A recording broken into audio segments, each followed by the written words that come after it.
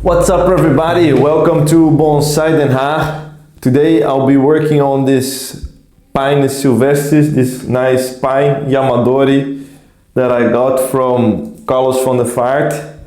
As you can see, I already made the first bend on this tree, and that was together with Carlos. He helped me with the raffia and to see how the bend, how far I could go.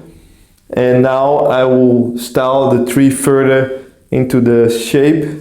What's nice about it is that this tree has this trunk very straight, and the trunk was almost like this, completely straight. So we brought the whole part almost until here, and later I also pulled a little bit further until this, creating a very more compact tree and also with a lot of tension. So now I will make the pads. As you can see here, I'm already wiring the rest of the tree. The trunk has movement, it has tension, and now the challenge is to build the design around that first bend. So in this video I will show you how I continue the styling, how I decide the front and where the branches needed to go, and how I try to create a powerful bonsai from this material. The challenge with this material like this is that you cannot force a design that's not there. You have to look at the trunk, the branches, the dead wood, the live veins, and the balance from the whole tree. Because the trunk now has a strong curve, I need to make sure the branches support that movement. So if the branches go in the wrong direction, the whole design will feel confused. So today I'm looking for the flow and balance and a clear, trying to make a clear silhouette. So the first bend is the structural bend. It sets the future of the tree. I use strong protection around the trunk, because with this bend you need to protect the whole, so that the tree doesn't break.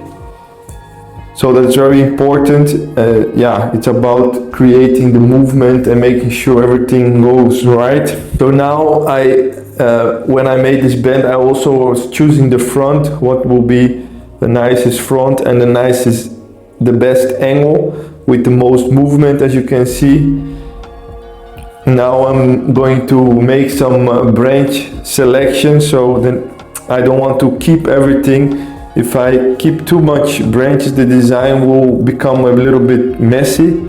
So before I remove too much too early, I lose options. So I need to start the wiring process and then see what and where I can place it and keep the branches that help create depth, balance and movement.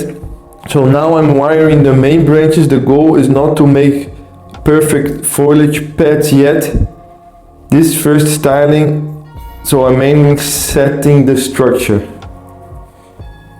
And I want the branches to flow the movement of the trunk. So the lower branches should give more stability and direction, and the upper branches should help create the apex and bring the whole composition together. When placing the branches, I always look from the front, from the side and from above. A bonsai needs depth, and also all the branches doesn't need to become flat, so the tree will look like a picture, not like a living tree. So now getting into the end of the video, the apex is very important in this design. Because the trunk has a strong bend, the apex needs to feel natural and connected to the movement. So I don't want to look it like it was placed on the top randomly. I'm trying to create an apex that come back over the base slightly, so that the tree feels balanced. This gives the design more age and stability. So now at this stage the tree is already starting to look different. The trunk movement is clearer, the foliage is more organized, and the design has more direction. But this still only the beginning. With bonsai, especially with pine, you don't finish everything in one session. You really need to build this tree in the future. So we are setting out the structure, letting the tree recover, and then continue refining over the coming seasons. And now we are entering the end phase where I will wire the apex of the tree and finish off the styling. I decided to cut this branch over here to create a little bit more negative space here. So here we go. I'll remove this branch over here, and then we'll get more up and down movement of the tree. And now we can see that we have a bit more clarity here in up and going out and in movement of the tree. And now you work your way up, but first you did all the structural movement, structural placing of the main branches, and you can see that I repeat the movement that I created before with the main trunk.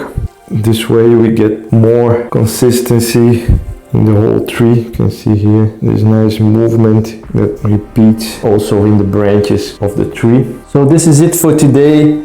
If you enjoyed this transformation, let me know in the comments what you like about this styling. Also what you would like to see in the next video.